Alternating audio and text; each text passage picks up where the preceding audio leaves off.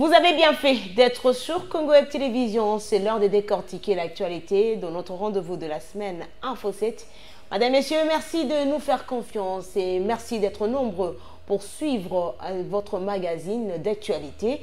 Et ce dimanche, nous avons le plaisir de recevoir une fois de plus dans ce grand rendez-vous d'actualité de la semaine de la République démocratique du Congo, Maître Guilain Douga, qui est analyste politique, qui suit de près la situation sociopolitique de l'heure en République démocratique du Congo. Maître, bonsoir. Bonsoir, Noëlla. Comment vous allez? Non, ça va très bien, Noëlla. On se porte mieux. Une première rencontre depuis le début de cette année 2023. Oui, depuis le début. Ça fait très longtemps que je n'ai pas eu l'occasion de passer encore devant Congo Web. Mais aujourd'hui, j'en ai l'occasion. Je crois que... Bienvenue dans ce magazine d'actualité qui décortique bien sûr l'actualité de la semaine. Vous êtes analyste politique, vous suivez de près la situation sociopolitique de l'heure. Quel est votre regard? Noëlla, je peux dire qu'il y a des signaux positifs, il y a aussi des choses, n'est-ce pas, où il faut repenser. Au fait, petit à petit, nous sommes en train d'aller jusqu'à ce qu'à un certain moment, nous aurons peut-être, n'est-ce pas, une place au soleil. Vous savez que la démocratisation... c'est-à-dire quoi? Non, à un certain moment, parce que, vous savez, nous sommes en Afrique, hein, la démocratisation n'est pas encore si parfaite. Nous sommes encore au début, il faut toujours aller petit à petit jusqu'à ce que nous retrouverons, n'est-ce pas, à un certain niveau que nous appelons avoir une place au soleil. Mais est-ce que vous voyez comme certaines personnes que le peuple congolais est vraiment déçu par le régime Tshisekedi? Oui, ne serait-ce d'abord de comprendre qu'est-ce qu'il s'attendait, n'est-ce pas? Parce qu'il y a aussi certaines choses, parce que ça dépend des objectifs qu'on s'était définis. Qu'est-ce que le peuple attendait? Comment ils évaluent ce que le président Félix Tshisekedi a fait jusqu'à ce jour? Qu'est-ce qu'il attendait que Félix leur donne, n'est-ce pas, comme attente? Donc tout ça... Il a quand même donné beaucoup d'espoir quand il est arrivé à la tête de la RDC. On avait l'impression que c'est par un bâton magique que les choses allaient changer. Non, il faut toujours relativiser. C'est pourquoi j'ai dit, n'est-ce pas, ça dépendra de tout un chacun de voir qu'est-ce qu'il avait dans sa tête. Parce qu'à quelqu'un d'autre, vous pouvez lui poser la question, il vous dit, en tout cas, il est satisfait du bilan. Il y a quelqu'un qui attendait peut-être qu'une fois si Félix est au pouvoir, qu'il lui donne à manger, il vous dira, il n'a pas à manger, même sans travailler, et puis pour lui, il vous dira que Félix a échoué. Il y a de ceux-là qui attendaient de voir les routes partout, n'est-ce pas, dans 4 ans, ils vous diront que Félix a échoué. Donc, c'est-à-dire, il faut toujours relativiser. Mais il y a des indices de développement sur lesquels il faut partir et pour voir s'il a réussi, si ça évolue ou bien si ça rétrograde. Et par rapport à ces indices, vous, Maître Guilain Douga? Oui, il y a beaucoup de choses, n'est-ce pas, qui portent espoir. Beaucoup de choses? Par rapport, oui, oui. Je vous dis par exemple l'accessibilité aux soins sociaux de base. Dans ce domaine, Félix a réussi. Comment ça? Oui, parce que, regardez, les indices, n'est-ce pas, d'accessibilité aux soins sociaux de base par rapport au rapport du PNUD de 2018, n'est-ce pas, l'accessibilité n'était que de 3%. Aujourd'hui, nous sommes à 5%. On a évolué ou bien on a rétrogradé? Donc, on a évolué. De 2 à 5, on a évolué. De 2 à 5, c'est-à-dire on a évolué. L'enseignement. Aujourd'hui, nous avons fait un bond spectaculaire. Les gens pouvaient se dire, ça n'allait pas réussir. Il y avait toujours des prophètes de malheur qui nous disaient des choses, ça ne pouvait pas réussir. Mais aujourd'hui, l'accessibilité est donnée à tous. Vous voulez parler de la gratuité de l'enseignement? De la gratuité de l'enseignement. Donc, selon vous, c'est une réussite? Une très grande réussite. Vous n'avez pas peur d'être contredit par certaines personnes? Non, écoutez, du moins s'il y a de la mauvaise foi. Quel est le constat? Aujourd'hui, Noëlla, l'école primaire, est-elle gratuite, oui ou non? Si elle est gratuite, par rapport au temps passé, On a réussi ou bien on n'a pas réussi. Donc on a réussi. Celui qui viendra pour contredire, il dira quoi? Il y a des écoles où on paye? Les écoles de l'État. Il y a un membre du parti politique de Matata Pogno qui est passé sur ces plateaux pour dire qu'il y a des écoles où on paye. Des écoles publiques? Oui, dans la commune de la Gombe. Bon, écoutez, ce sont peut-être des choses qui se font. Là, nous avons toujours fustigé le comportement de certains comités de parents. N'est-ce pas? En catimini, il y a des comités de parents qui s'arrangent avec les élèves en catimini, n'est-ce pas? Oui, oui, je connais, il y a beaucoup de Vous êtes quand même un ancien de ce comité. Hein, oui, je suis un ancien de ce comité. Il y a des écoles là où, n'est-ce pas, on maquille, n'est-ce pas, certains frais comme des petits primes, des interventions, n'est-ce pas, de parents, tout ça, pour ça. Mais officiellement, au fait, ça, ce n'est pas condamner le gouvernement ou bien le pouvoir. Mais ça, c'est à condamner les parents qui jouent à l'hypocrite. Et les parents feront ça, pourquoi? Parce que quand c'est la gratuité, c'est en faveur des parents. Mais la gratuité, c'est la gratuité. Mais on ne comprend pas. C'est pourquoi j'ai dit... Mais ils sont certainement contraints à payer, non? Non, il n'y a pas de contrainte. Vous ne pouvez pas me contraindre, quelqu'un comme moi, là. Vous allez me dire comment? Mais je vous amène devant la justice. Vous faites bien de parler de la gratuité de l'enseignement des bases. Je vais quand même vous lire ces posts de Francine Mouyumba qui s'était rendue à l'ISP Gombe, qui a profité de l'occasion pour parler de la gratuité de l'enseignement des bases. Elle dit, pour moi, l'avènement de la gratuité de l'enseignement des bases pourrait soulager les familles démunies, mais il se pose un problème de mauvaise planification politique et budgétaire pour atteindre les objectifs, ce qui conduit à des grèves et à des mécontentements des enseignants. Non, Noëlla, ça c'est faux, c'est un faux... C'est une sénatrice. Qu'elle soit sénatrice, c'est un faux raisonnement. Quels sont les objectifs qui étaient assignés? La Constitution qui est par devant moi ici, n'est-ce pas, renseigne que eux là, de l'AMP, n'est-ce pas, ont eu à soutenir Mordicus, que l'enseignement, n'est-ce pas, au niveau de primaire est gratuit. Et aujourd'hui, il y a toujours des gens qui pensent qu'il y avait des objectifs. Quelle est la planification qu'il fallait faire?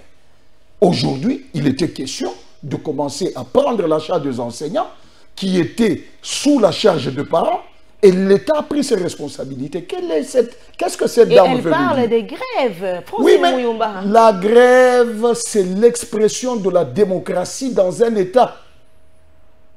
La grève, c'est une expression de la démocratie. Quand il y a grève en France, c'est pour dire qu'il y a des choses qui ne vont pas. Non, c'est une manifestation de la démocratie. Là où ça ne va pas, on part et nous nous opposons, n'est-ce pas, à cet aspect de choses. Voilà pourquoi ça arrive. Si à l'époque ils ont maté le gens, mais aujourd'hui c'est un État démocratique. À l'époque sous le régime de... Oui, le régime de Félix, oui. À l'époque de Kabila, s'ils pouvaient mater les enseignants, ce n'est pas le cas aujourd'hui. Aujourd'hui c'est la démocratie. Si vous avez besoin de revendiquer, revendiquez. Si l'État est capable de le faire, vous pouvez négocier petit à petit, nous allons améliorer la situation. Mais quand même, on constate que même les mouvements de grève, ce n'est plus le cas comme au début, lorsqu'on a commencé à parler de la gratuité de l'enseignement des bases. Petit à petit, on est en train de résoudre. Noëlla, je vous ai dit, à l'époque de cette dame-là, quand eux, ils étaient en train de gérer, n'est-ce pas? Ils payaient l'enseignant comment? Combien? Malgré que le parent contribuait. Ils payaient combien? À un enseignant. Et aujourd'hui, un enseignant peut aller jusqu'à 350 $, jusqu'à 400 $. Et là, il y a toujours de philosophie, il y a de phrases stéréotypées, n'est-ce pas? Vous savez, quand vous manquez quoi dire, n'est-ce pas, à ceux-là qui vous ont élus, ce sont ces genres de dérapages que vous allez commencer à faire. Madame, Messieurs, prenons à présent ce premier dossier de notre rendez-vous de la semaine et nous allons également parler de la sortie officielle de l'Union sacrée de la nation.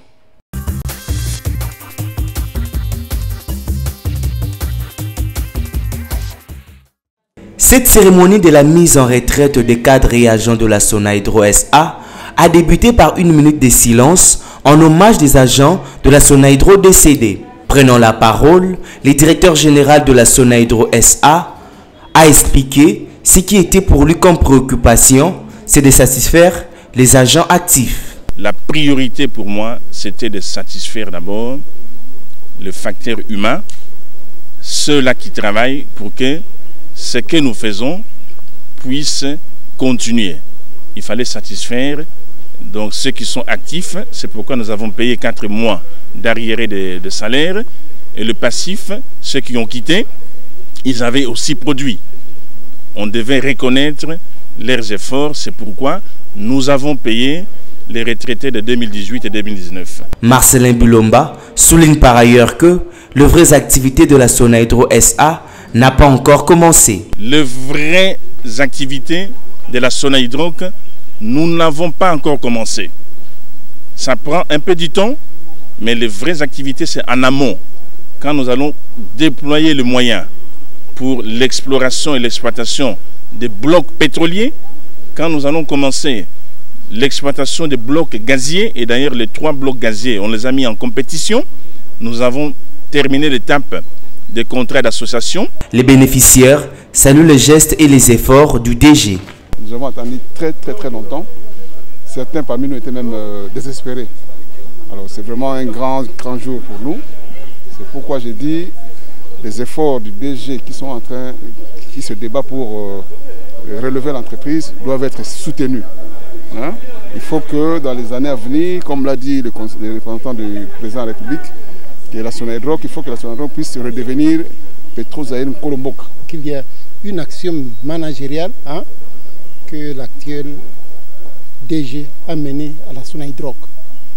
Il y avait un mutisme entretenu depuis de longues années au niveau de la direction générale.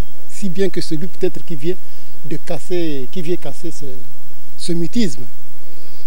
À beaucoup de correspondances, nous avons écrit, nous avons tout fait, mais tout le monde restait silencieux, sans répondre à aucune lettre, et tout ça. Alors c'était vraiment un élément qui piquait. C'est son ouverture.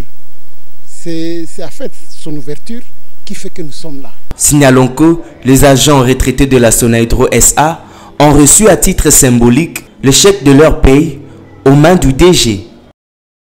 Après la condamnation par défaut de M. Silel Nzambi Dieudonné au tribunal des grandes instances Kinshasa-Njili ce jeudi suite à son absence au procès d'appel, l'avocat de la famille Luc Mbungu, maître Anatole Kanoumani, s'est dit satisfait de la décision du tribunal. Oui, aujourd'hui c'était que en arrivant à l'audience de ce jour, la partie appelante, c'est Nzambi, ne s'est pas présentée. Ni lui, ni son avocat conseil. Voilà pourquoi le tribunal estima que toutes les parties étaient déjà saisies et signifiées pour la mission de ce jour. Ils ont retiré les dépôts à charge de ces messieurs et nous avons plaidé cette affaire aujourd'hui et le tribunal a pris en délibéré pour se prononcer à deux de la loi.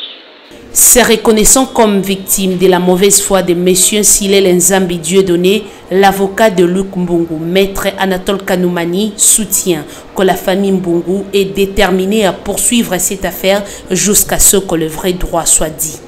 À ce stade d'aujourd'hui, la partie appelante ne s'est pas présentée, il a fait défaut, et nous, partie intimée, on était là présents, et le tribunal a constaté que une partie n'est pas à la scène et nous avons plaidé par défaut et l'affaire est prise en délibéré.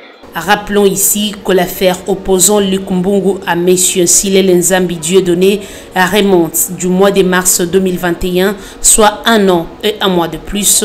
Tout est parti d'un malentendu entre ces deux voisins.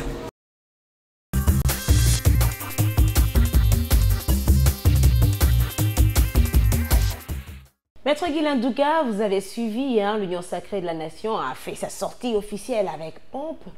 Mais la question que plusieurs observateurs se posent, c'est pour quelle finalité? Non mais Noëlla, nous sommes en politique. Vous me posez la question de savoir c'est pour quelle finalité.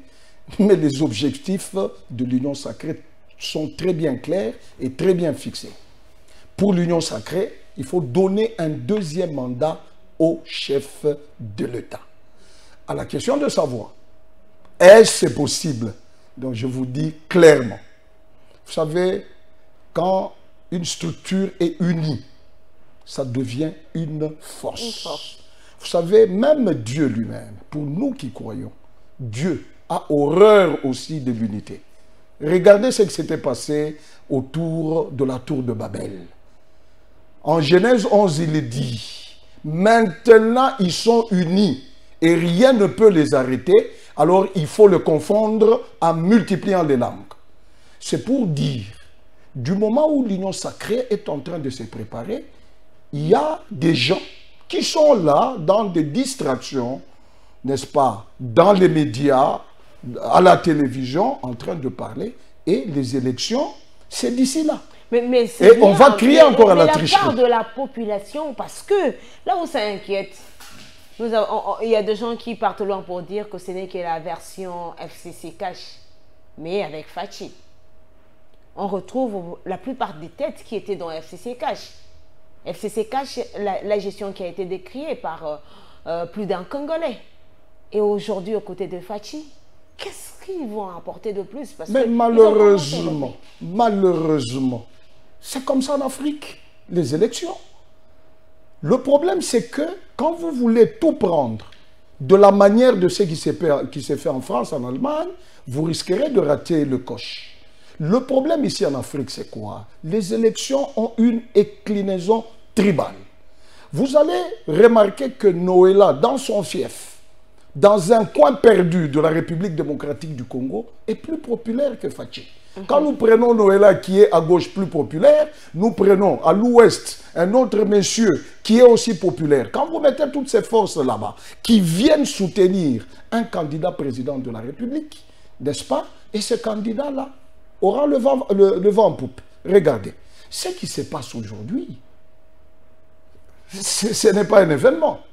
Nous avons connu ce qu'on appelait l'union sacrée de l'opposition pour faire tomber Mobutu. C'est tout ce rapace-là qui était avec Mobutu. Et quand l'opposition a commencé, ils ont basculé à l'union sacrée de l'opposition. Et quand l'union sacrée de l'opposition est tombée, avec l'avènement de Kabila, n'est-ce pas? Ils ont basculé à l'AMP. Et de l'AMP au FCC. Et aujourd'hui, ils reviennent encore. Dans l'union sacrée. Vous croyez que les gens qui étaient habitués à circuler dans le V6, aujourd'hui, ils peuvent encore accepter des gaz lacrymogènes? Non. C'est pourquoi vous allez vous rendre compte qu'ici au Congo, il y a trop peu de partis de masse. Ne confondez pas tout ce que vous appelez partis politiques comme étant des partis politiques de masse. Un cadre en veste, en cravate comme moi, il n'entrera pas sur la rue, n'est-ce pas, comme un combattant qui viendrait de Kisenso, de l'UDPS. Là, ces gens-là avaient une attitude paroissiale. Le prêtre a dit, ils entrent. Le leader a dit, ils entrent. Mais ceux-là qui sont habitués au beefsteak, le problème, ce n'est plus la population, c'est sauvegarder, n'est-ce pas, leurs intérêts. Et du moment où ils ont de moyens, ils peuvent être crédibles vis-à-vis de cette population qui l'écoute, n'est-ce pas? Parce qu'ils mettent de l'argent en exergue.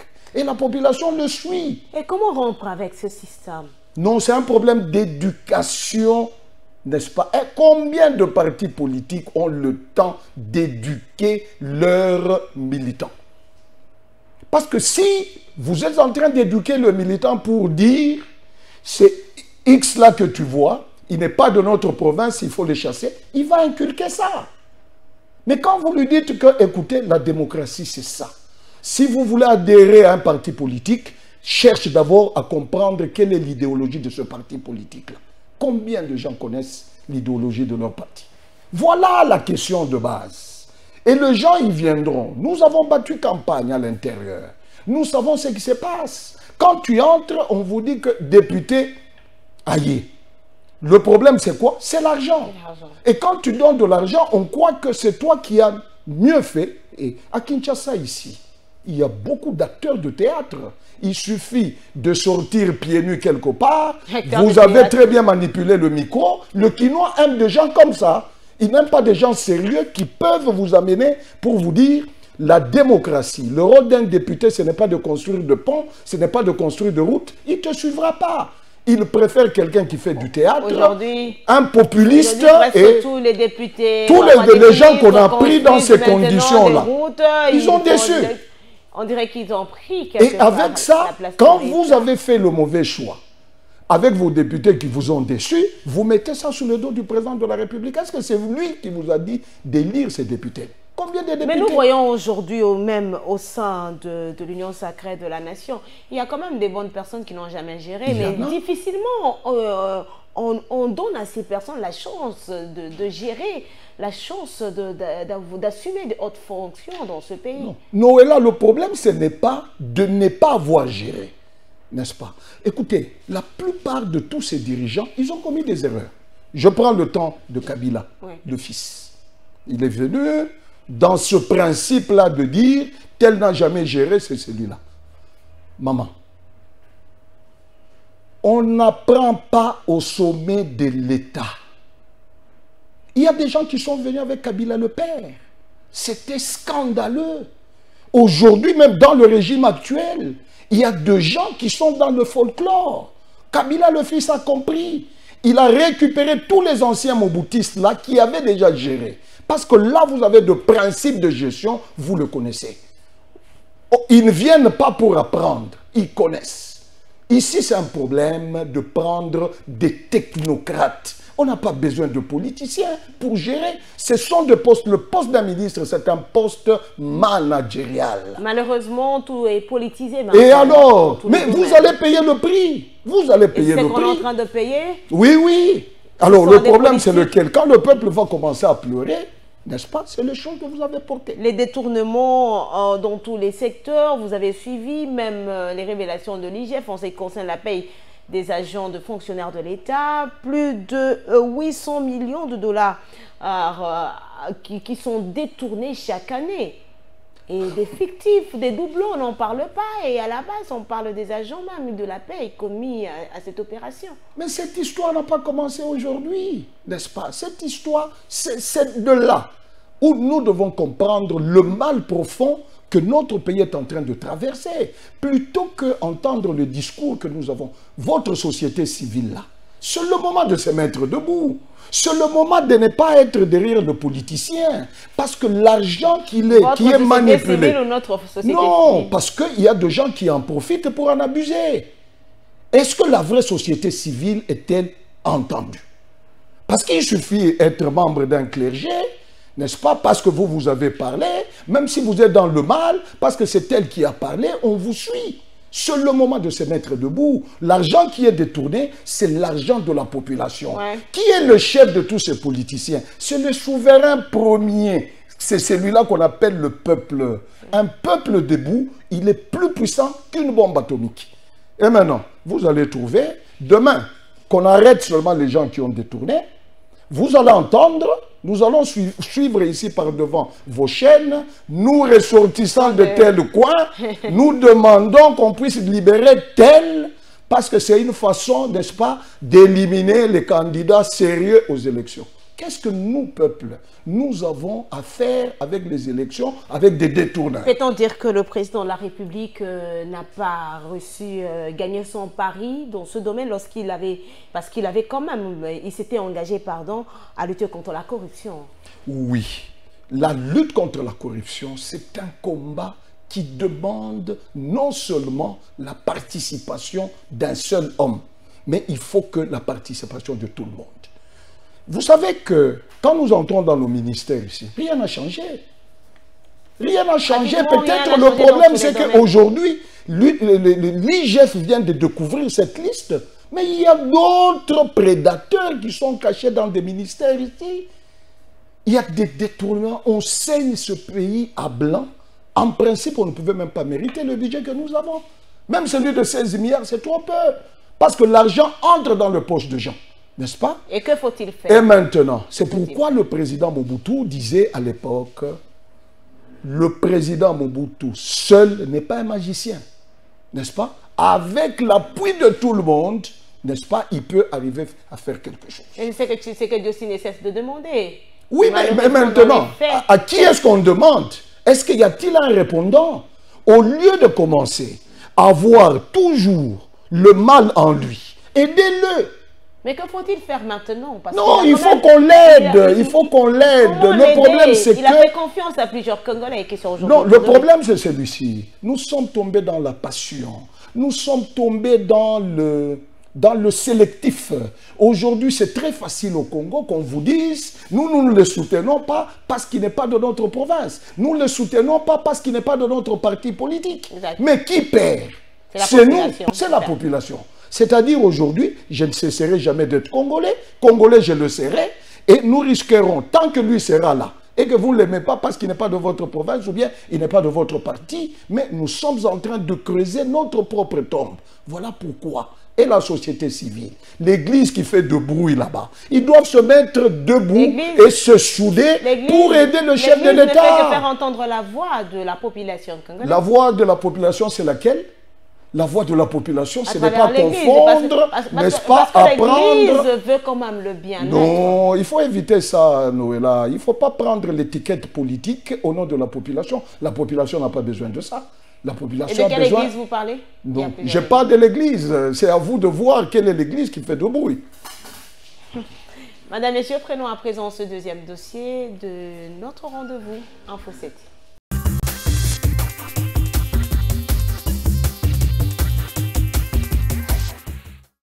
Face aux grandes mutations qui tourmentent le monde en ce XXe siècle finissant, j'ai estimé, seul devant ma conscience, de tenter de nouveau l'expérience du pluralisme politique. Devant un parterre de ministres, magistrats, généraux et parlementaires, Mobutu Sese Seko qui se présente vêtu d'une uniforme noire de maréchal décide seul devant sa conscience de tenter l'expérience du pluralisme politique dans notre pays, Zaïre, avec à la base les principes de la liberté pour chaque citoyen. Pour chaque citoyen d'adhérer à la formation politique de son choix. De se choisir un nouveau chef devant conduire.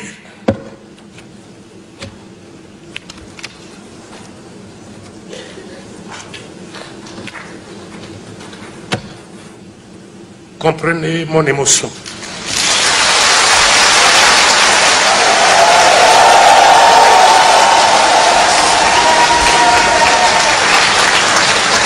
Devant un marshal aux yeux soudains, embué de larmes, rehaussant ses lunettes pour sécher quelques gouttes lacrymales, la salle applaudit, à tout rompre avant d'entonner avec enthousiasme, nous avons confiance en notre guide. On ne saura sans doute jamais, reste que Mobutu qui doit ses longévités politiques au soutien de l'Occident dans le contexte de la guerre froide, presque le vent de l'histoire est en train de souffler.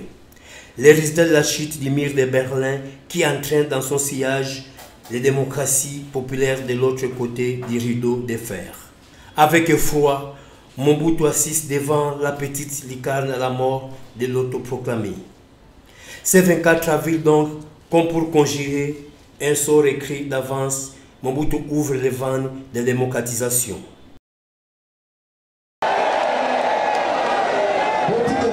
De plus en plus, le parti au pouvoir en RDC, UDPS, affûte ses armes pour faire face aux élections de décembre 2023. C'est ce qui justifie la présence ce mardi à la permanence du parti sur invitation du secrétaire général Augustin Kabouya de tous les potentiels candidats aux législatives.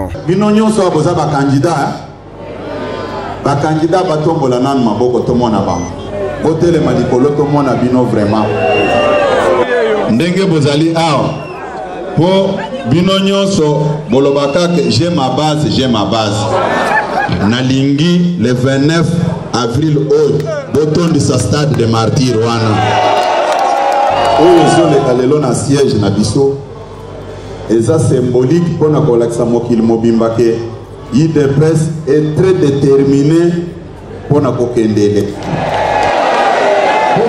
Tour à tour, les professeurs Chulumbayi et Jacques Chabani, deux techniciens du parti en matière électorale, invités pour la circonstance, ont exhorté l'assistance à plus de discipline et de stratégie dans le respect de l'esprit de la loi électorale. Pour deuxième mandat, il y a Fachi et Zali très sûr. Est-ce que ça va discuter? Toutefois, le président de la CEP s'est montré satisfait de l'engouement constaté à l'étape de l'enregistrement des candidats aux législatives sur toute l'étendue de la République. Biso na kati ya CEP depuis que tolansaki circulaire il y a appel à candidature dozo sentir engouement na kati ya parti na biso ezala na Kinshasa ezala pe na ba province nyonso ezali eloko ezolakisa ancrage populaire et à parti Nabiso. Ça démontre que nous sommes le parti du peuple, le parti de la majorité, le parti qui va donner la majorité confortable au président Félix Tshisekedi. Et ça peut être... Abordant la question liée à la sortie officielle de l'Union sacrée de la Nation, Moana Bouté a, tout en saluant l'initiative du chef de l'État, invité militantes et militants à prendre d'assaut ce samedi 29 avril à partir de 10 h le stade de Martyrs. Ainsi qu'on a concours ya baninga ya Union sacrée, na isiko na mona totondi si stade batubaza libanda. Soyons du bon côté de l'histoire, c'est le thème retenu pour ces grands rassemblements à venir au stade de Martyrs. Au parti de Félix Tshisekedi, la sensibilisation est tous azimuts, sous le leadership éclairé de Augustin Kabouya. Tous mobilisés.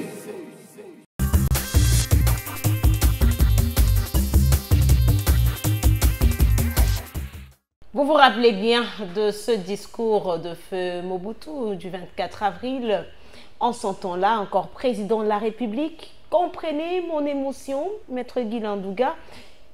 Qu'est-ce que aujourd'hui vous rappelle ce discours dans les contextes actuels, avec Félix Tshisekedi comme président de la République, plusieurs partis politiques, le multipartisme?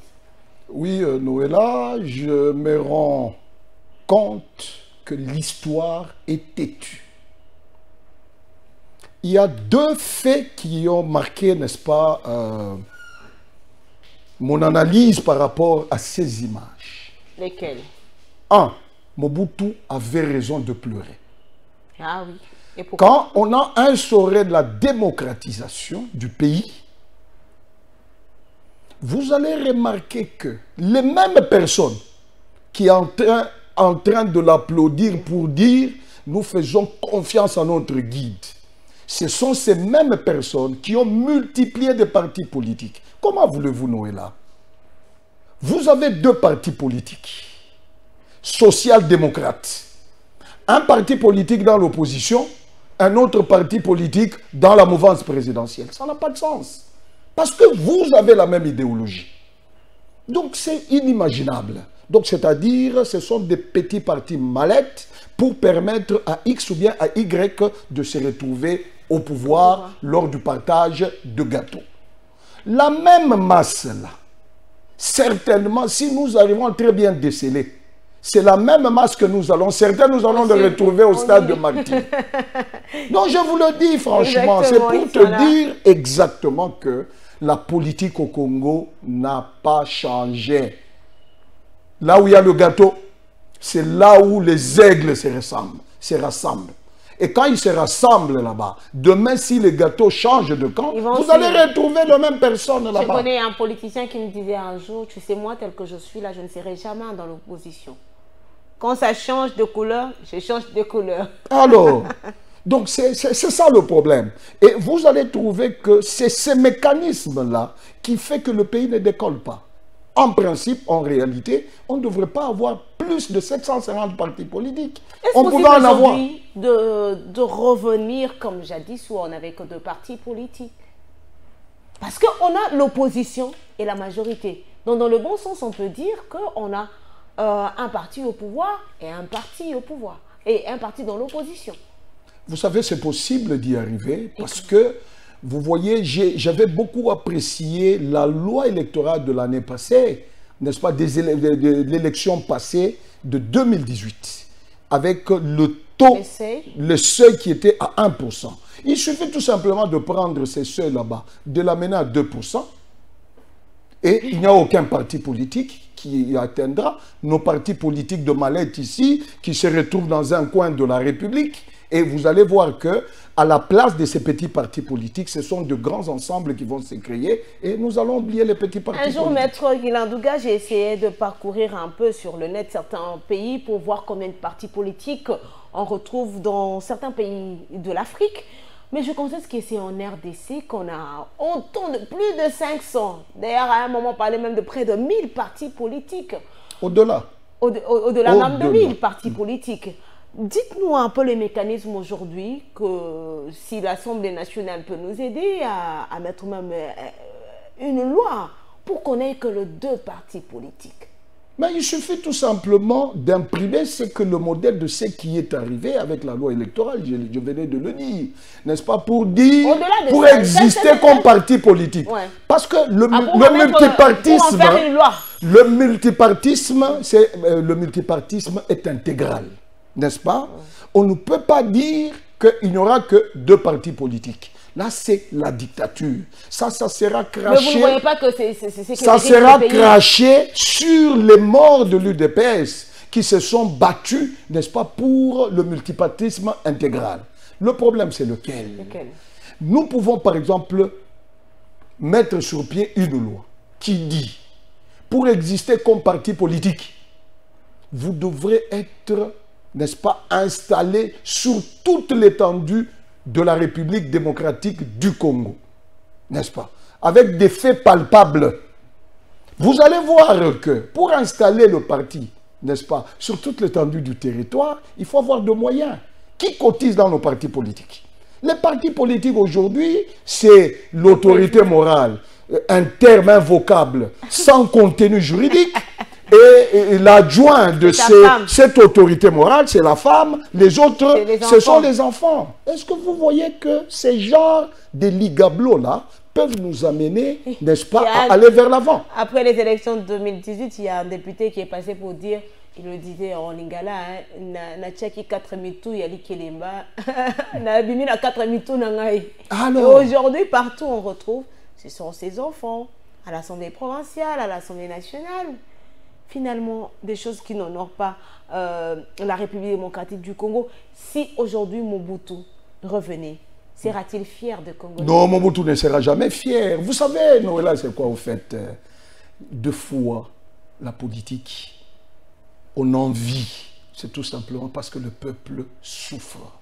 Il y a des pays, allez dans des pays scandinaves, vous n'allez pas trouver les hommes en train de faire la politique. Vous avez vu la politique, ce sont les femmes, n'est-ce pas? Parce que les grands hommes, ils sont beaucoup plus dans l'agroalimentaire, ils sont beaucoup plus dans des fermes, dans des sociétés. Et aujourd'hui, même à l'époque de Mobutu, combien de gens s'intéressaient, n'est-ce pas, à la politique?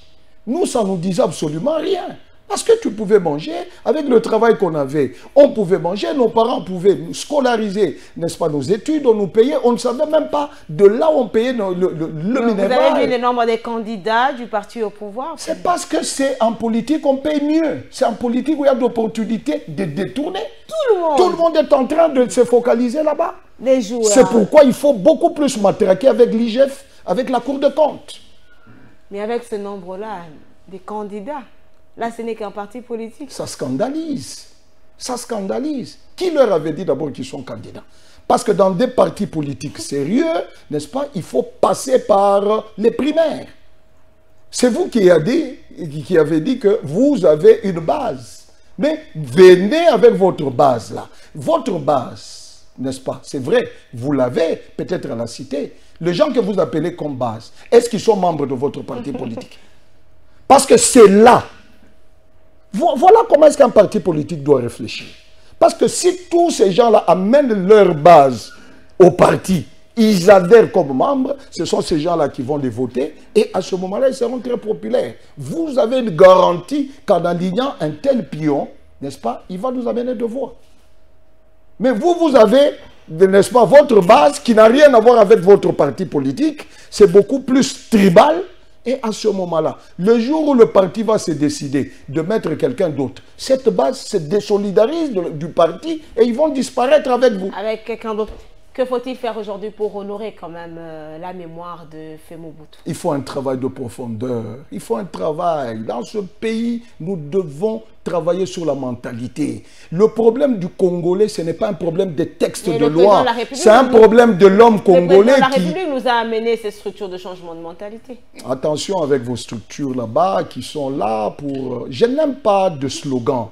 Moi, j'aime des choses, n'est-ce pas, concrètes. Parce que quand vous êtes sur le terrain, vous ne sentez pas votre structure là de changement de mentalité. Ils sont où?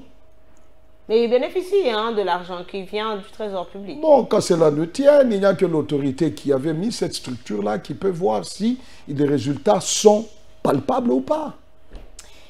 C'est décevant, vraiment, c'est décevant. Madame, Messieurs, la loi Tchani continue encore à susciter de réactions au sein de la population congolaise. On en parle dans ce troisième dossier de notre rendez-vous de la semaine.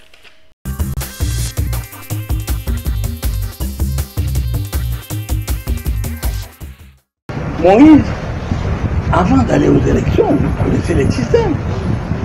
Il faut avoir introduit son dossier à la CENI pour qu'on valide, on dise oui, c'est un bon candidat. En fait, c'est un candidat régulier, il a tout. Moïse a participé à 2 reprises aux élections, au niveau national, où il était d'ailleurs le meilleur élu. Et en plus, candidat gouverneur. C'est toujours la CENI qui a introduit son dossier à l'Assemblée provinciale, où j'étais président. Nous avons vu les identités de Moïse et tout. Il a été élu. Suivez-moi bien. Et après, suivant la procédure, le dossier était transféré à Kinshasa. Quelque temps après, Moïse est confirmé par ordonnance présidentielle gouverneur du Katanga. Et tout ça, c'est un Italien qu'on confirme comme gouverneur, c'est pas nous. Est-ce que Moïse a fait un coup d'État pour devenir gouverneur? Et puis il reste là pendant 8 ans, et italien pendant 8 ans. Et pendant ce temps, il dormait, il ne savait pas qu'ils avaient nommé un Italien, qu'on a élu un Italien. Mais c'est de la vaste blague. Meilleur gouverneur. Meilleur. Et alors, ce meilleur gouverneur italien, ils ne sont pas quand même dans un monde de fous, je me suis dit, bon, écoutez, qui ne nous cherche pas sur ça. C'est de la folie et c'est du mensonge cousu du film. C'est tout. Le Congo est devenu le royaume de ces gens qui sont au pouvoir aujourd'hui. C'est notre pays à nous tous, à toi, à moi, à tous. C'est notre pays. Je pense que les mensonges, ça atteint leurs limites. Et ils doivent savoir tout simplement arranger les valises. Moïse Katumbi vient de remplacer. Il n'y a rien à faire, c'est lui qui sera président de la République. Soit une personne de l'UDPS qui pendant des années a applaudi la mission de l'Église catholique. L'Église est restée constante, professeur Mbata, et de ceux qui ont pendant des années applaudi la Senko quand ils prenaient des positions sur les questions sociopolitiques. Il y a quand même un minimum de cohérence qui est requise pour faire aussi la politique. Matière législative, oui, mais qui a un impact social qui va diviser la population doit intéresser les pasteurs que nous sommes. Un plan diabolique. Le diable, c'est celui qui divise. La politique de l'Église catholique vise à préserver l'unité nationale. S'il y en a qui pensent que c'est pour protéger un individu, ça signifie que cette proposition de loi est faite en fonction d'un individu. Menacer la stabilité d'un pays pour régler les comptes d'un individu, ça c'est vraiment méchant et irresponsable. Le plus grave encore dans cette histoire, c'est quand j'entends des soi-disant chefs de confession religieuse qui citent Deutéronome là où il est écrit, il ne faut pas choisir comme roi un étranger. Je demanderai à ces pasteurs-là, que font-ils de la lettre de saint Paul, l'apôtre aux Galates, qui dit « Il n'y a plus ni juif, ni grec, ni esclave, libre en Jésus-Christ, vous êtes tous un ». On ne joue pas avec l'unité d'un pays, et surtout à ce moment où le pays est sérieusement menacé à l'Est.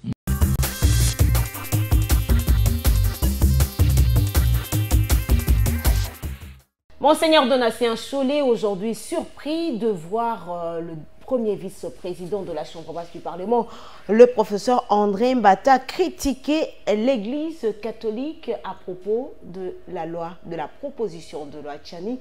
Votre réaction, Maître Guilain Douga? Il n'y a pas d'ailleurs longtemps, vous avez parlé de l'Église. Vous savez, Noëlla, c'est malheureux de trouver trop d'incohérences dans le chef d'un clergé, n'est-ce pas, de ce niveau. Incohérence? Oui, il y a trop d'incohérences. Dans le chef de l'abbé Donatien Chollet? Rabattons-nous sur ce que le professeur Mbata a dit. Le professeur Mbata était en train de faire des observations par rapport à certains propos de Monseigneur Ambongo. Mais aujourd'hui, c'est Chollet qui surgit. Est-ce le porte-parole d'Ambongo? Mais il commence à parler au nom de l'Église catholique. Qui ne vous dit pas que le professeur Mbata aussi est catholique? Est-ce que Chollet parle aussi au nom du professeur Mbata? C'est ça le mal congolais. Est-ce que l'a-t-il mandaté, n'est-ce pas, pour une question ou bien une attaque personnelle qu'aurait fait le professeur Mbata contre Ambongo? Il n'a jamais mandaté. Lui, s'il est de Senko, si le professeur Mbata aurait attaqué la Senko, c'est à ce moment-là que Chollet pouvait réagir. Mais ici, il réagit en tant que qui? Qu'à cela ne tienne. Qu'à cela ne tienne. Il ne faut pas porter de confusion là où il n'y en a pas. Ce n'est pas parce que vous êtes clergé. Où est-ce qu'il y a la confusion? Ce n'est pas parce que vous êtes clergé que vous pouvez vous permettre de commencer à interpréter la loi comme vous l'entendez. Tel que vous me voyez, moi je ne peux pas dire la messe. Mais là où il s'agit de la loi, je suis très à l'aise. Je fais parce que c'est mon travail. Question de droit. Est-ce que le professeur Tchani a parlé de la loi sur la nationalité? Non. On est en train de tordre la vérité. Que dit la loi Tchani? La loi Tchani ne renie pas la nationalité. Ouais. La proposition de la loi ne renie pas la nationalité de X ou bien d'Y personne. Il parle du verrouillage. La loi Tchani propose de limiter l'accès à certains postes à haute responsabilité, comme à certaines personnes. Comme c'est le cas sous d'autres cieux. Tantôt, ce sont ces gens de clergé qui se réveillent le matin, ils commencent à confondre la loi Tchani, n'est-ce pas, à la notion de nationalité, à la notion de nationalité. Ce sont ceux-là qui se réveillent après-demain, qui comparent la loi Tchani, n'est-ce pas, à la congolité. Ça n'a rien à voir. Mais Monseigneur Donatien Chollet parle même d'une menace de la stabilité du pays et il chute en disant que c'est irresponsable.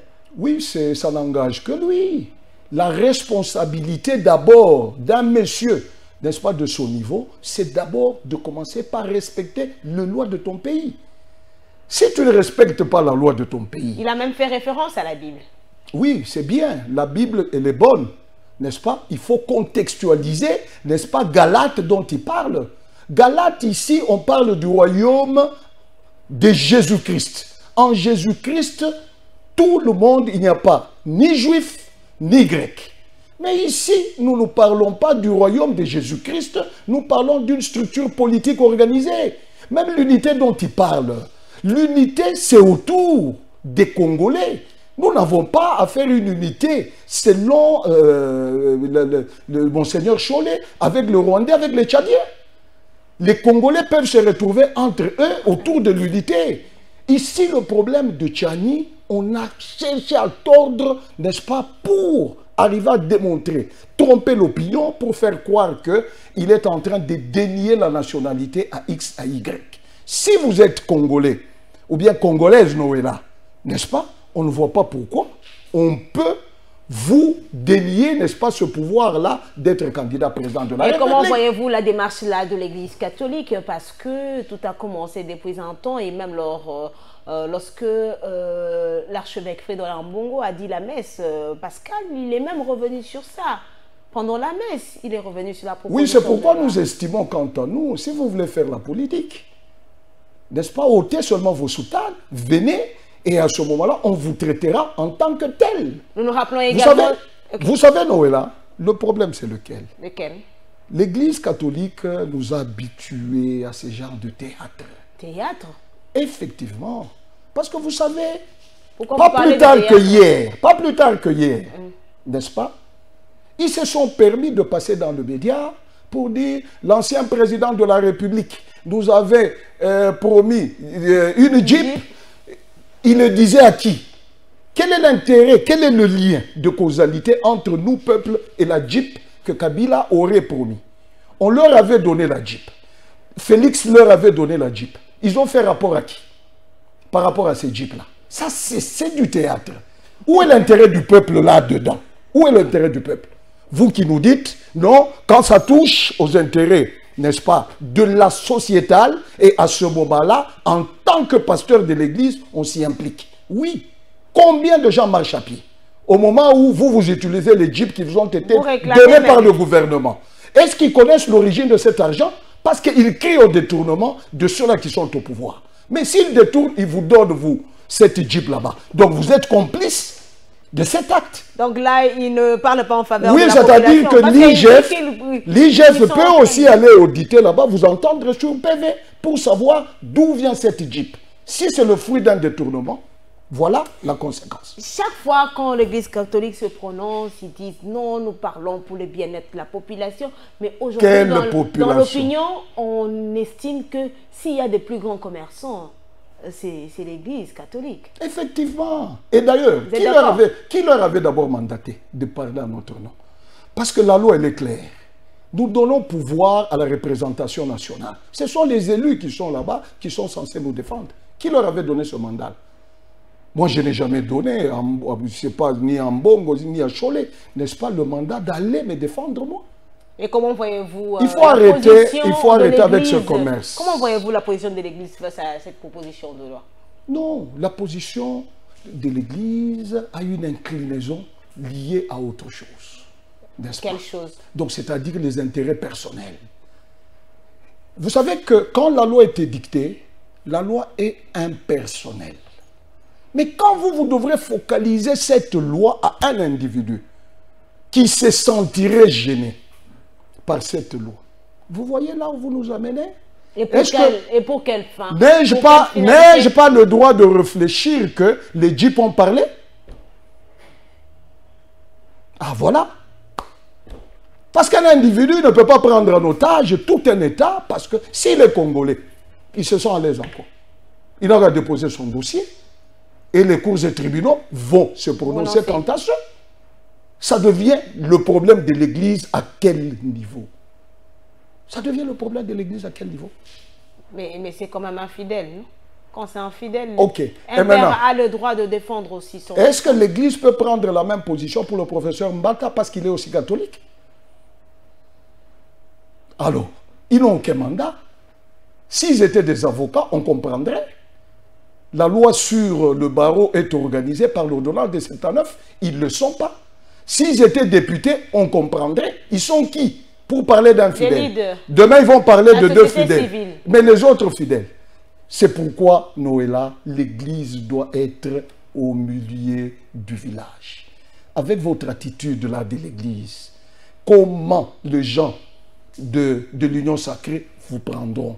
Comment ceux-là de l'ECD vous prendront si on ne sait pas vous situer très bien dans vos positions? Vous avez suivi, vous étiez d'ailleurs certainement là lorsque le pape était venu en République démocratique du Congo. Il avait quand même interpellé les clergés, hein, l'Église catholique, les dirigeants de l'Église. Est-ce que vous pensez qu'aujourd'hui, ils s'inscrivent dans la logique des instructions du pape? Vous savez que quand le pape a parlé, le pape était d'ailleurs trop sévère vis-à-vis de l'Église, rappelant l'Église à son rôle traditionnel. Quel est le rôle traditionnel de l'Église? C'est ça le problème. Quand vous quittez votre rôle, vous commencez à vous mêler dans des histoires tout ça, de loi, ainsi de suite. Vous commencez à vous mêler qui est candidat et qui ne l'est pas, ainsi de suite. Vous allez voir, prenez le bilan de l'Église. Pendant cette année, ce sont des combats pour la vérité des urnes, tout ça. Finalement, qui êtes-vous, monsieur? Qui êtes-vous? C'est pourquoi le pape les a interpellés. Vous devrez jouer votre rôle. Le rôle de l'Église, c'est éduquer la population, d'être correct, de marcher dans la droiture. C'est ça le rôle de l'Église. Et d'ailleurs, l'Église peut être fière en quoi? Si vos fidèles, ce sont ceux-là qui dirigent, ils détournent, c'est-à-dire vous n'avez pas donné un message de salut. Est-ce comme certains, vous estimez aujourd'hui que la position ou les différentes positions prises par l'archevêque de Kinshasa a divisé ou ont divisé aujourd'hui les catholiques entre eux? Oui, les catholiques sont déjà divisés depuis très longtemps, n'est-ce pas? Avec ces atermoiements-là. Parce qu'on ne sait pas sur quel pied il faut danser. Il faut rester dans la mission de l'Église. Vous n'aurez pas de problème. Nous devons prendre un autre dossier, mais placer quand même un mot. Vous avez suivi OP à son âme parce qu'il est déjà parti, Baba Kyungu à Koumanza. Quand il était encore parmi les vivants, il s'était aussi prononcé en ce qui concerne Moïse Katumbi. Là, il parlait de Moïse Katumbi. Vous savez, c'est vrai. Il faut toujours faire une démarcation entre une communication politique avec d'autres communications. En politique, tous les coups sont permis. On donne ce coup en fonction de la position dans laquelle vous vous retrouvez. Il n'y a pas de morale en politique, n'est-ce pas? C'est pourquoi vous avez vu toutes ces tergiversations. Quand vous prenez les déclarations d'aujourd'hui de Kyungu, c'est diamétralement opposé à ce genre de déclarations. On s'incline là où, du côté de l'arbre qui tombe. Avant de mourir, il est parti. Alors à ce moment-là, avant de partir, il a pris notre position diamétralement opposée. C'est pourquoi, à un certain moment, il faut vraiment que des politiciens aient, ne fût-ce que ce qu'on appelle l'éthique. Parce que quand vous avez l'éthique... ne tue plus. Hein? Oui, c'est pourquoi quand vous avez l'éthique, il y a deux choses sur lesquelles vous ne pouvez pas, n'est-ce pas, même faire comme déclaration. Aujourd'hui, vous allez voir nos politiciens ici. Ils se comportent comme tout le monde. Ils sont cités, chantés par des musiciens. Comme... Tu as déjà entendu les ministres de Mobutu, on les chantait par les musiciens? Jamais. C'est ces gens-là. C'était comme ça. Mobutu a des choses qu'il a mal fait, mais du point de vue éthique, du point de vue éthique et principe, Mobutu était très correct. Madame, Monsieur, prenons à présent ce dossier. Nous allons parler des élections en République démocratique du Congo. Est-ce que le climat est favorable pour la tenue des élections dont le délai constitutionnel?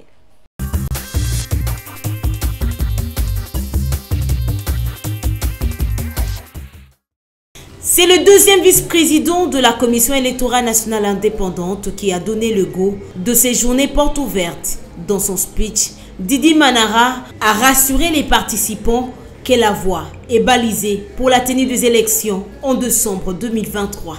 La CENI s'attelle à organiser les élections générales.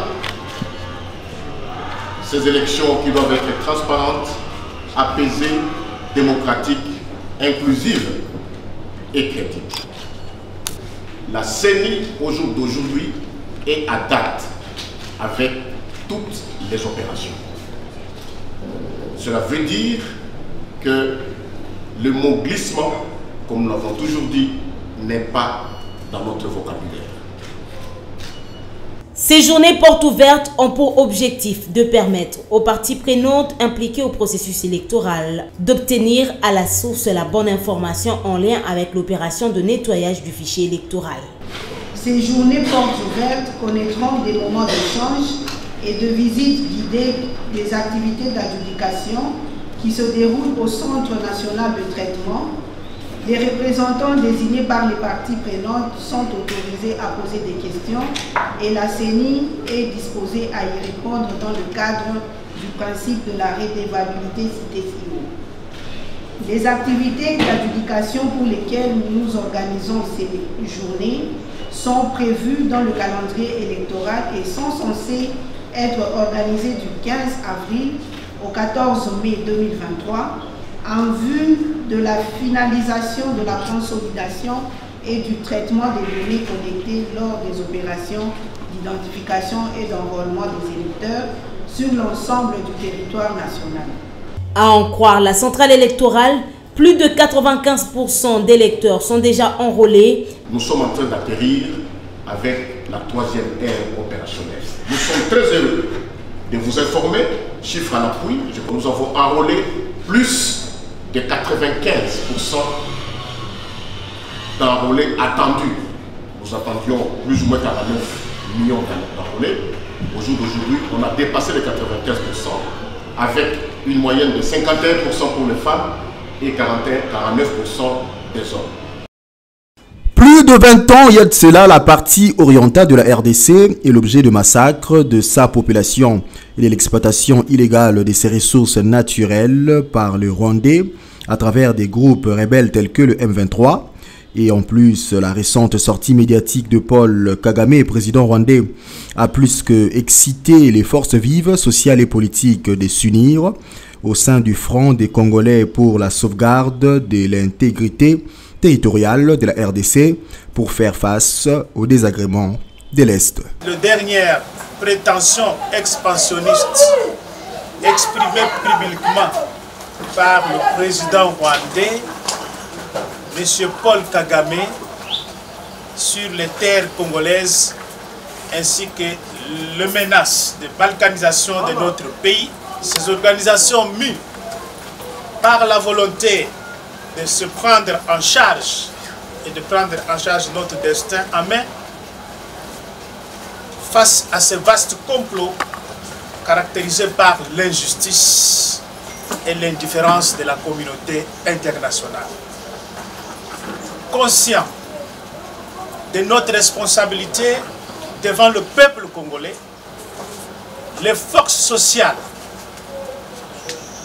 les forces vives, les forces politiques, les confessions religieuses, les mouvements citoyens, les organisations de droits de la femme et de jeunes, les organisations de personnes vivant avec handicap, etc., etc.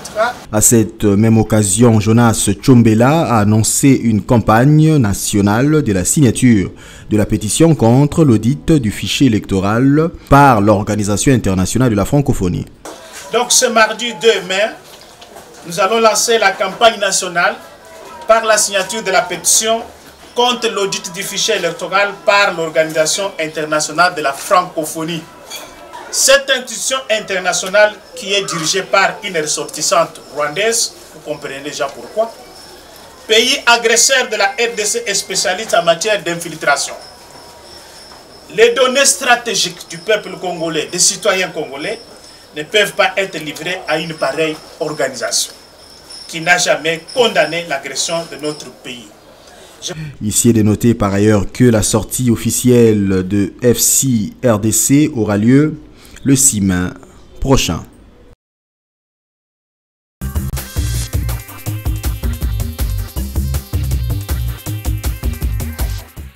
Matata Mpogno, Martin Fayoulou, Délice Sanga et Moïse Katumbi ont saisi l'autorité urbaine de la capitale congolaise pour la tenue, bien sûr, l'organisation de la marche projetée pour le 13 mai à Kinshasa pour dénoncer notamment l'insécurité. Une force qui fait peur à l'Union sacrée de la nation? Oui, bon, je ne sais pas, moi je ne parle pas, je n'ai aucun mandat de l'Union sacrée pour parler en leur nom, mais néanmoins, quand je prends ces conglomérats-là, le Quatorni. Oui, je trouve que ce sont de poids légers. Ce sont de poids légers.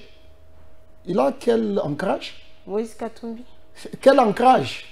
Parce que le problème, ce n'est pas un problème de nom, mais c'est un problème d'ancrage. Le parti politique, n'est-ce pas, devient très solide en fonction de l'ancrage de terrain. Ce n'est pas le nom. Le nom, on peut le citer autant. Ils font des plans. Où c'est? Par-ci, par-là. Dans des chapelles? Non, des stades. Quel stade? Mais le stade de Martyrs est là. Oui, ils se préparent aussi, non? Certainement qu'ils vont... Je peux écrire à leur place s'ils peuvent solliciter déjà le stade de Martyrs pour le 13 mai. Ah bon? Non, le Comme 13 ça, mai, c'est une marche. Écoutez, ce sont des gens qui ne font pas peur. Regardez. Le président élu ne fait pas peur. Élu par qui?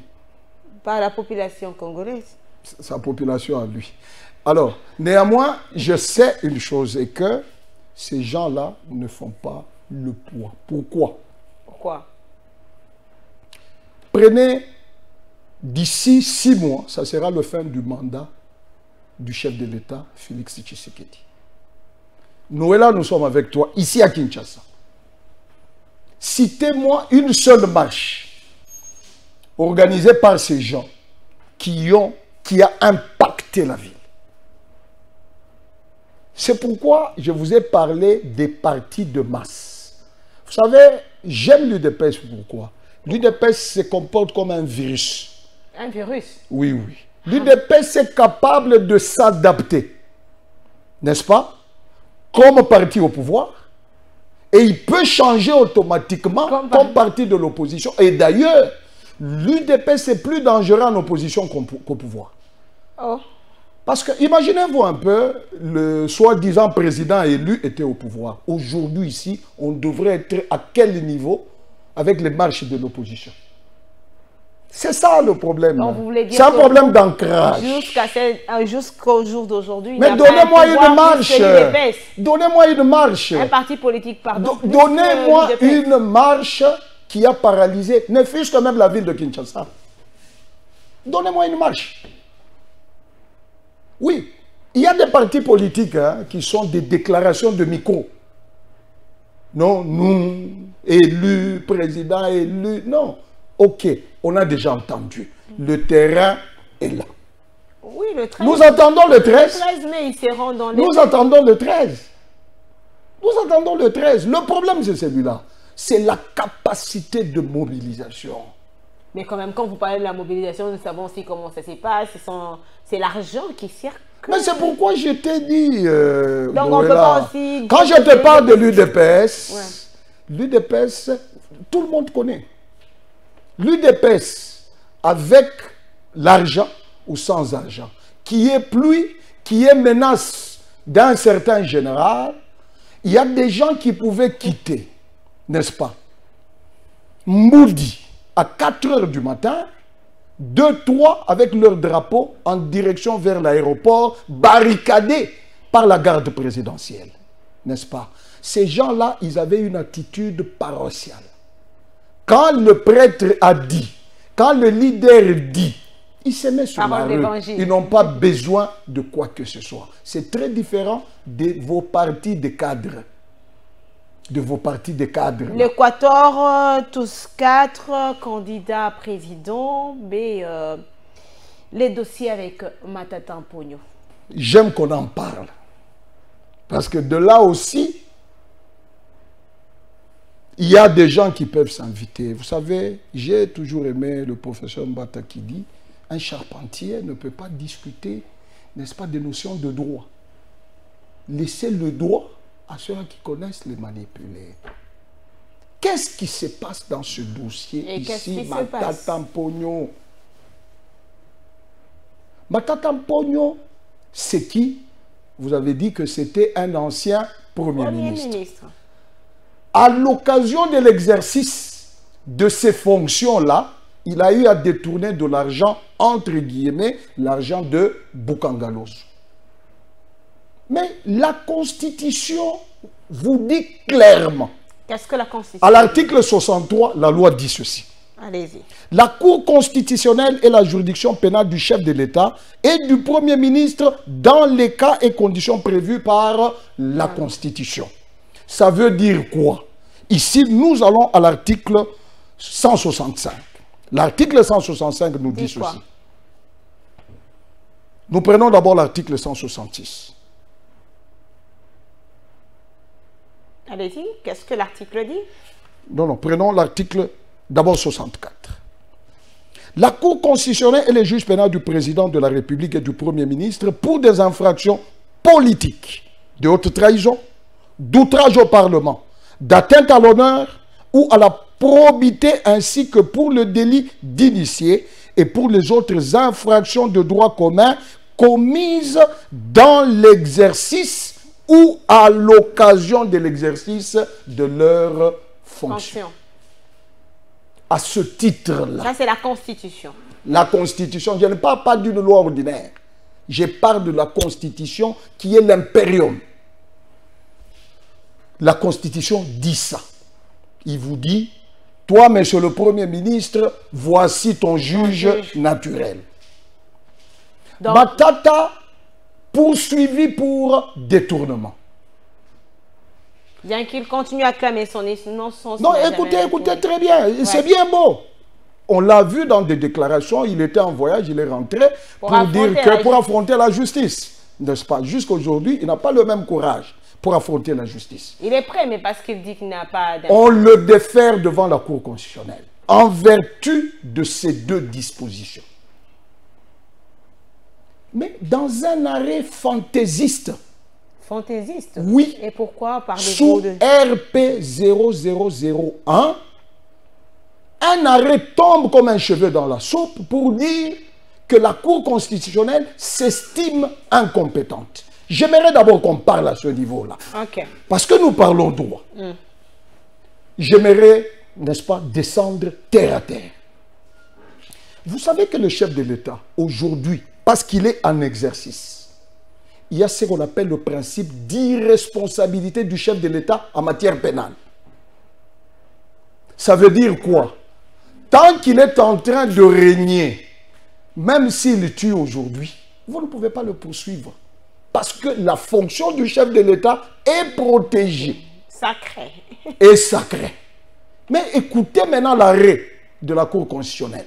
L'arrêt de la Cour constitutionnelle nous dit, n'est-ce pas, incompétente de statuer sur le cas Matata Mponyo parce qu'il s'agit, la loi dit, il faut qu'il soit un Premier ministre et non un ancien. Un ancien.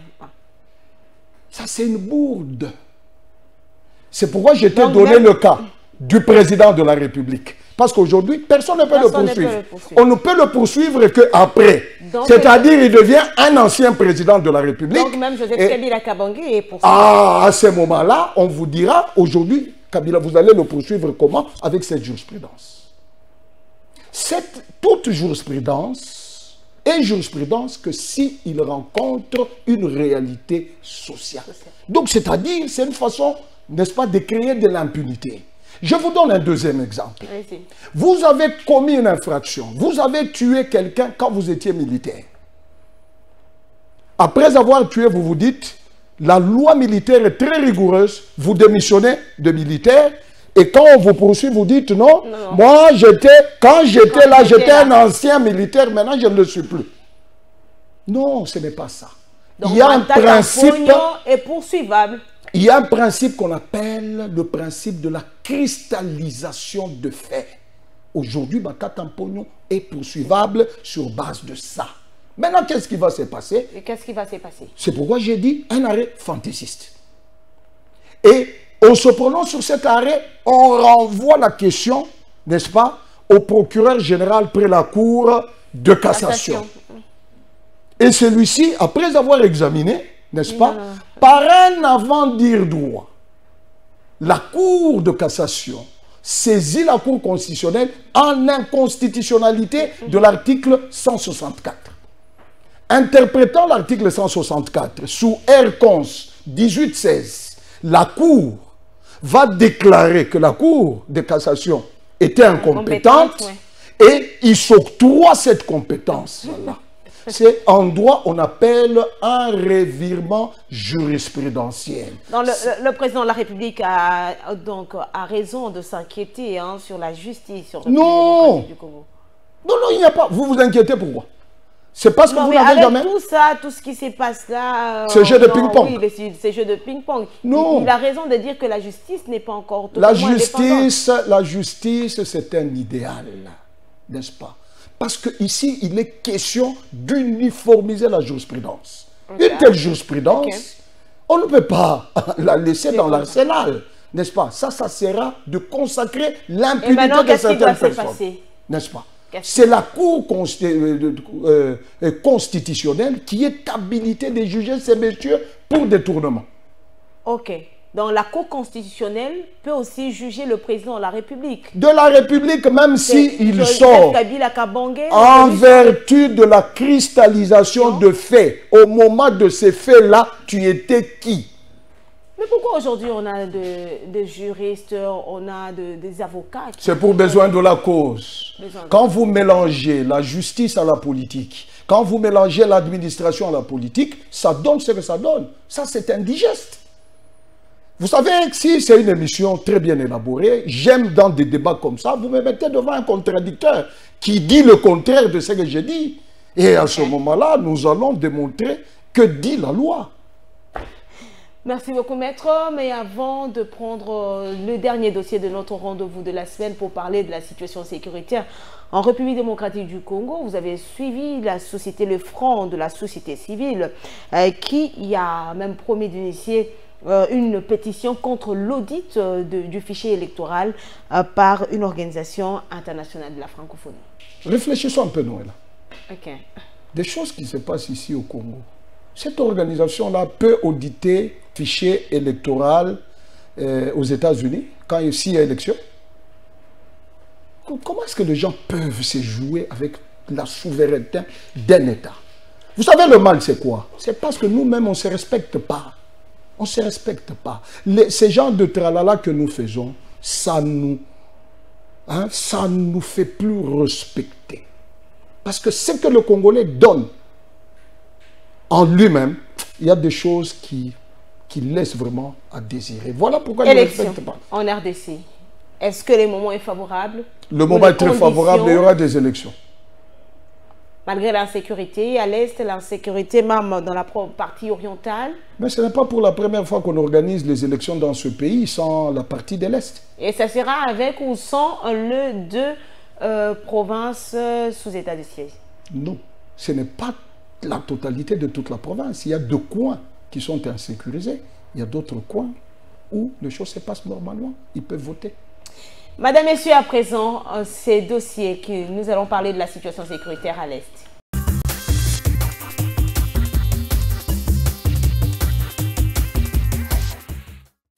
Les dernières déclarations de M. Paul Kagame, président du Rwanda, tendant à justifier la guerre à l'Est pour récupérer les soi-disant terres rwandaises qui se trouveraient sur le territoire de la République démocratique du Congo. Les dites déclarations de Kagame font expressement fi à l'histoire et aux conventions internationales. Cela mérite sanctions exemplaires de l'ensemble de la communauté internationale. Depuis 1997 jusqu'à ce jour, M. Paul Kagame déstabilise la RDC pour une énième fois encore, toujours par suite d'une présence imaginaire sur le territoire de la RDC des troupes des forces armées de libération du Rwanda, FDLR en sigle. 5. Les forces politiques et sociales à l'UDPS condamnent tous ceux des États voisins qui encouragent le régime rwandais, agresseur connu de la République démocratique du Congo, à servir de base arrière à travers l'achat de terres en RDC. Les forces politiques et sociales alliées à l'UDPS saluent et encouragent toute la jeunesse de notre pays qui a répondu massivement à l'appel à la mobilisation du président de la République, chef de l'État, commandant suprême des forces armées de la République démocratique du Congo et de la police nationale congolaise, avec à la clé le redimensionnement de nos forces armées engagées dans cette guerre injuste et meurtrière. Elle félicite tous nos jeunes qui ont manifesté par ces gestes leur engagement pour la défense de l'intégrité de notre territoire et l'intangibilité de nos frontières. Les forces politiques et sociales alliées à l'UDPS informent solennellement l'opinion, tant nationale qu'internationale, que le peuple congolais, dans toute sa diversité, n'acceptera jamais de céder un seul centimètre carré de son sol. Les forces politiques et sociales à l'UDPS invitent la population congolaise à soutenir les actions du président de la République, du gouvernement de la République et des forces armées de la République démocratique du Congo, à demeurer vigilantes en dénonçant toute personne et activité suspecte qui sont susceptibles de menacer la souveraineté nationale. Les commandants de la force régionale de la communauté de l'Afrique de l'Est jettent l'éponge. Dans sa correspondance, le général kenyan Jeff Nyaga a motivé sa démission, notamment par une menace pour sa sécurité. Il dénonce aussi un plan délibéré qui s'est mis en place pour saper les efforts de l'EAC en RDC. Déjà en Nairobi, le général-major Jeff Nyaga a été remplacé par le général-major Alphasar Muturi par le président kenyan William Ruto. À en croire Africa Intelligence, le président congolais Félix Tshisekedi reproche au général Jeff Nyaga son refus d'affronter directement le M23 en tant que commandant de la force régionale de l'EAC. Depuis quelque temps déjà, Kinshasa ne masquait plus son agacement à l'égard du haut gradé et de ses déclarations. A noter que la confusion autour du mandat de cette coalition des armées du Kenya, de l'Ouganda, du Burundi et du Sud-Soudan ne favorise pas la résolution de la crise sécuritaire. De ces faits, la RDC entend évaluer les actions de la force régionale avant de renouveler son mandat qui a pris fin en février dernier. La question devrait être évoquée ce vendredi au cours du Conseil des ministres.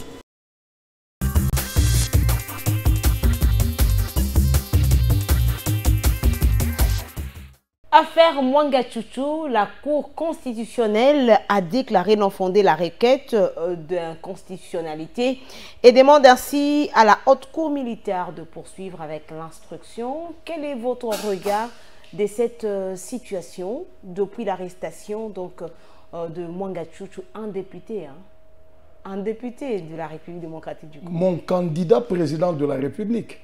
Je suis en train de faire... Votre candidat? Oui, oui. Nous sommes en train de préparer un mémo pour le convaincre qu'il soit notre candidat président de la République. Mwanga Chouchou. Mais c'est un Congolais. Ah bon? C'est un Congolais. Qu'est-ce que vous ne voulez pas? Parce que nous sommes en train de prôner l'unité nationale. Donc, c'est-à-dire, nous aussi partisans de Mwanga Chouchou, nous allons le convaincre. De la même manière qu'on a voulu convaincre Mukwege, n'est-ce pas, qui nous représente, nous, comme candidat président de la République. Vous avez tenté de convaincre Mukwege? Non, non, moi je ne suis pas partisan de Mukwege. Moi, mon candidat, c'est Mwanga Chouchou. Mwanga Chouchou, en tout cas.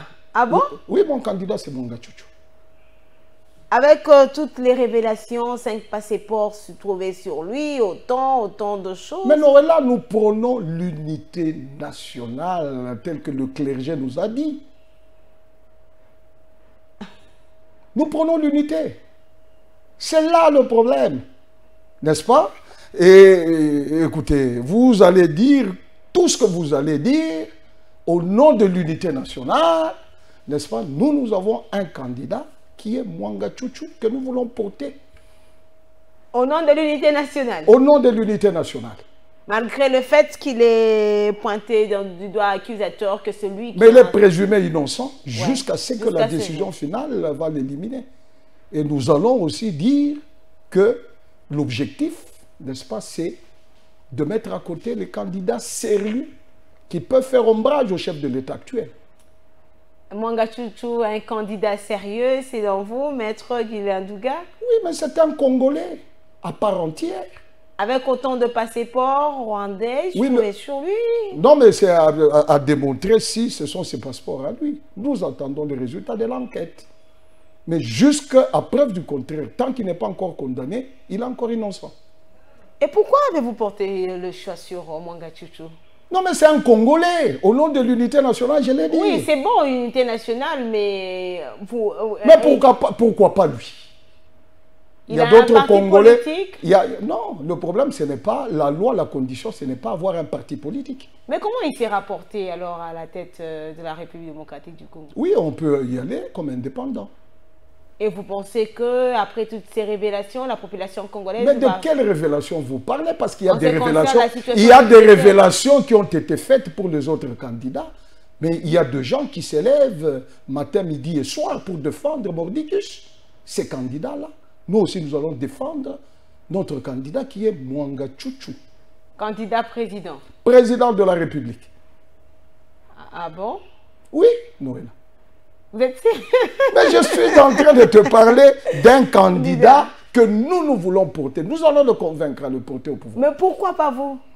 Non, je trouve que maintenant, lui, il est suffisamment mature pour qu'il nous représente tous. Donc, nous avons tout un collectif, nous voulons nous le présenter comme notre candidat. Vous avez un collectif? Oui. Des Congolais? Des Congolais qui veulent porter Mwanga Tchouchou comme candidat président de la République. Au-delà de l'unité nationale, quelle autre motivation? Non, mais c'est un Congolais, c'est quelqu'un qui réfléchit bien. Donc vous le connaissez depuis tous ces temps ici? Non, nous avons suivi son parcours au Parlement. C'est là où nous le connaissons. Vous le connaissez au Parlement? Nous le connaissons au Parlement comme Congolais à part entière. Et s'il rejette votre... Ça, c'est autre chose. Donc, c'est-à-dire, ne supputons pas sur ce qui n'est pas encore arrivé. Mais ça peut arriver, hein? Ça peut arriver. Ça peut arriver. Si il se désiste, tant mieux. Nous pouvons peut-être porter le choix sur quelqu'un d'autre. Contre lui révèle que c'est ça. Nous allons nous incliner. Nous allons nous incliner à la justice parce que nous sommes respectueux de la justice de notre pays. Mais revenons à l'article, au rejet de l'inconstitutionnalité, n'est-ce pas? C'est tout à fait normal. Quelle est la compétence de la haute cour constitutionnelle? La cour constitutionnelle est juge de l'exception d'inconstitutionnalité soulevée devant une juridiction. C'était ça le cas. Ouais. On a soulevé une question d'inconstitutionnalité. Le juge qui était saisi, la juridiction militaire, était obligé de surseoir et de référer au juge constitutionnel pour qu'il examine s'il y a inconstitutionnalité ou pas. Et maintenant, ils ont remarqué qu'il n'y a pas inconstitutionnalité. On a retourné l'affaire pour que l'affaire... Voilà, pour poursuivre avec l'instruction. L'instruction. Donc, il n'y a que ça. Il n'y a que ça. Il n'y a que ça. Et ça vous rend encore fort.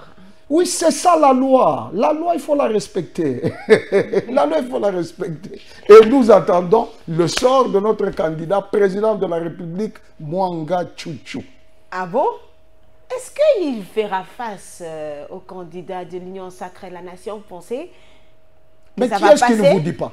Qui est-ce qui ne vous dit pas? Passer? Qui est-ce qui ne vous dit pas que peut-être demain, nous pouvons être alliés aussi à l'Union Sacrée?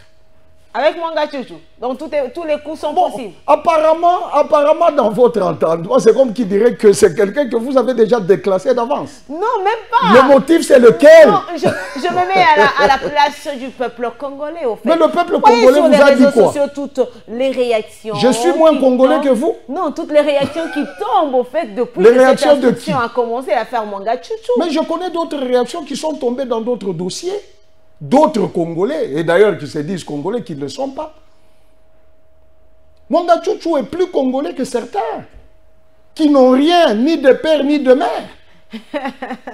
Non, mais je vous le dis, Noëlla. Malgré les munitions retrouvées dans sa concession dans l'Est. Entre les munitions retrouvées dans une maison et un étranger qui vient, qui n'est ni de père, ni de mère congolais, qui est plus dangereux que l'autre?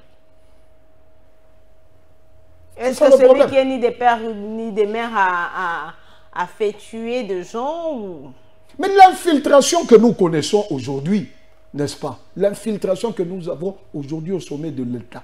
C'est ça le problème que nous avons, que nous sommes en train de décrire, même dans le dossier Mwanga Tchouchou. C'est cette infiltration que nous refusons. Que l'Église est en train d'applaudir. Non, ce n'est pas un problème de règlement de compte. C'est-à-dire que l'armée, les hautes institutions de l'État ici chez nous sont infiltrées par les étrangers. Mais parmi les infiltrations, on parle aussi de Mwanga Tchouchou, non? Oui, mais si la loi Tchani sera la bienvenue et qu'elle disait par exemple qu'il faut écarter Mwanga Tchouchou parce que accepter aussi qu'on écarte les autres. Les autres comme qui? Tous ceux-là qui sont défendus par le clergé. Ils défendent qui? Ils défendent que les Congolais, le peuple Mais congolais. vous avez suivi, Monseigneur, quand il parlait de qui? De qui? C'est celui-là dont je parle.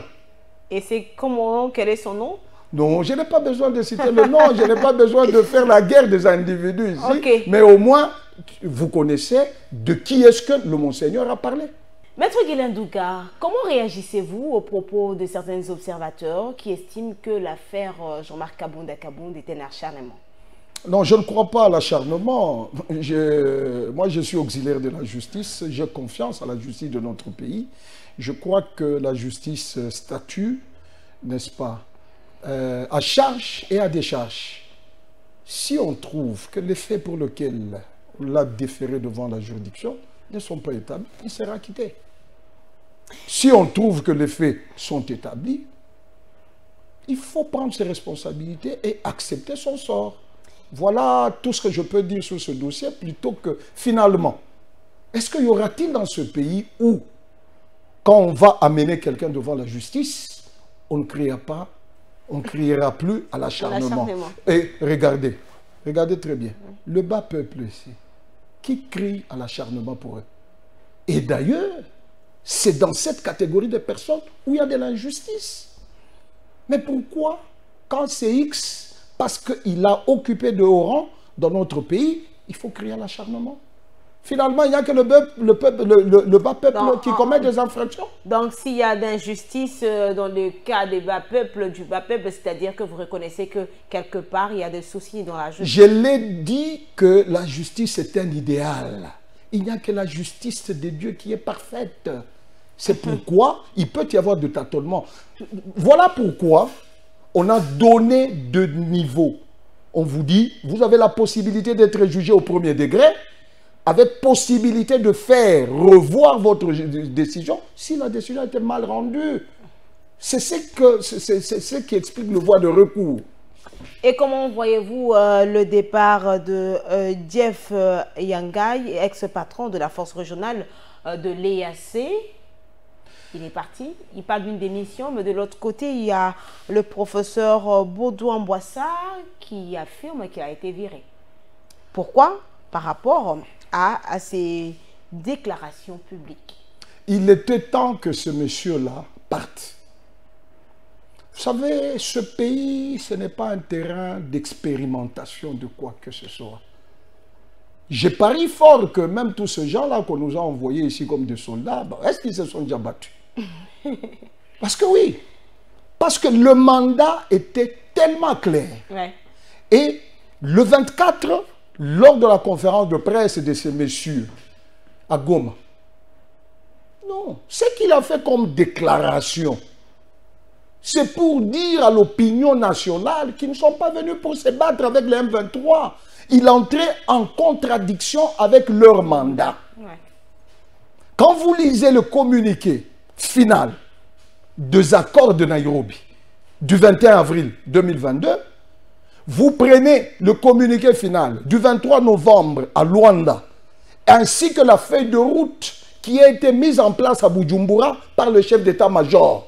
Vous allez trouver qu'au point I, c'est clair qu'ils sont venus pour maîtriser le M23 et les cantonner. Ouais. Mais quand un monsieur vient et il commence à faire des... Donc, c'est-à-dire, apparemment, ce sont des touristes du genre de la MONUSCO. Parce que nous payons de l'argent. Et à la MONUSCO, et à l'EAC. Tous ces gens-là, ils sont venus faire quoi? C'est pourquoi moi, j'estime. En tout cas, il faut que même les autres là démissionnent en cascade. Comme ça, nous pouvons peut-être travailler avec la SADC. La situation sécuritaire reste toujours préoccupante dans l'Est de la République démocratique du Congo, mais vous êtes analyste politique. Quelles leçons déjà vous tirez de cette situation dans ce coin du pays? En fait, la réalité est que la situation de l'Est est contrôlée par la communauté internationale. C'est la communauté internationale qui est à la base de toutes ces tueries de l'Est-là. Mais on a vu plusieurs présidents qui sont venus en RDC, donc on ne peut rien espérer de tous ces déplacements. Non, mais tous ces gens sont venus pourquoi? Il y a de ceux-là qui sont venus pour la libération de Manga Tchouchou. Il y a de ceux-là qui sont venus pour d'autres. Donc, c'est-à-dire pour la libération de votre candidat. Pour notre candidat, effectivement. Donc, ils ne sont pas venus pour la paix dans l'Est. Non, ils n'ont rien à voir avec la paix. Parce les papes que, François, au fait, Macron, cette guerre est en train d'enrichir plusieurs. Tant qu'il y aura la paix, certaines sociétés vont fermer. Vous avez des preuves? Oui, mais je prends seulement le cas du Rwanda. Le Rwanda a contracté avec l'Arabie Saoudite. Oui, au-delà du Rwanda. Au-delà du Rwanda, il y a d'autres, toutes ces firmes anglaises qui sont derrière le Rwanda. N'est-ce pas? Ce qui les intéresse, c'est notre coltan, c'est notre or, c'est notre diamant, c'est notre bois. Et pour quelle raison ou pourquoi ils viennent juste pour demander la libération de Mwanga Tchouchou? Non, mais tout simplement parce qu'avec ce dossier là-bas, il y aura beaucoup de révélations. Avec le dossier Mwanga Tchouchou? Oui, je vous le dis. Et plusieurs peuvent... Ah, des révélations? Oui. Quel genre de révélations? Beaucoup de révélations seront faites et plusieurs peuvent être arrêtés le temps de terminer ce dossier là-bas. Vous verrez. Donc Mwanga Tchouchou est un élément dangereux pour la RDC. Oui, mais vous voulez que tout Congolais soit président. Mais nous vous donnons un candidat, c'est celui-là. Ah. Au nom de l'unité nationale. L'ironie? Non, mais si toi tu crois que je suis en train d'ironiser, mais le clergé ne le voit pas ça dans ce sens. Parce que le clergé tient mordicus à l'unité nationale. Nous aussi, nous avons saisi cette opportunité-là pour porter Mwanga Tchouchou. Voilà le problème. Eh bien, c'est complètement fini. Vous avez 2 minutes pour vous adresser à cette population qui a eu encore le réel plaisir de vous suivre aujourd'hui dans Info 7. Ce que nous pouvons peut-être demander à notre population, c'est de tenir bon. Ce pays sera un jour restauré. Avec votre candidat. Dieu n'oubliera jamais la République démocratique du Congo. Petit à petit, l'oiseau fait son nid. Avec votre candidat Mwanga Tchouchou? Oui, au nom de l'unité nationale. Maître Guilain Douga, analyste politique, merci d'être passé une fois de plus dans Info 7. C'est à moi de vous remercier, Madame Noëlla. Madame, Messieurs, certainement que vous avez aimé ce nouveau numéro de notre magazine d'actualité de la semaine. Merci à toutes ces personnes qui ne cessent de nous écrire, à celles qui font de propositions. Merci à toute l'équipe technique de Congo Web Télévision. Je ne cesserai de le dire. Info 7, un magazine de Congo Web Télévision. Info 7, votre magazine. Info 7, notre magazine. Merci de rester fidèle sur la chaîne haute définition. Eh bien, c'est l'heure. Au revoir. Et on se retrouve le dimanche prochain pour un nouveau numéro de Info 7.